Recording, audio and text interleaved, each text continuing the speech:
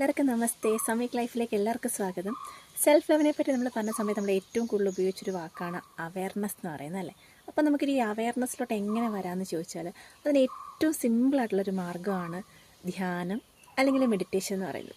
ഈ ഒരു വാക്ക് കേൾക്കുമ്പോൾ നമ്മളതൊരു റിലീജിയസ് ആയിട്ടുള്ളൊരു കൺസെപ്റ്റായിട്ട് ഒരിക്കലും കരുതരുത്. കാരണം ധ്യാനം എന്നുള്ള വാക്കിൻ്റെ ഒരർത്ഥം തന്നെ ധ്യാനം, ഈ രണ്ട് വാക്കുകളിൽ നിന്നാണ് ധ്യാനം എന്നുള്ള വാക്കുണ്ടായിരിക്കുന്നത്.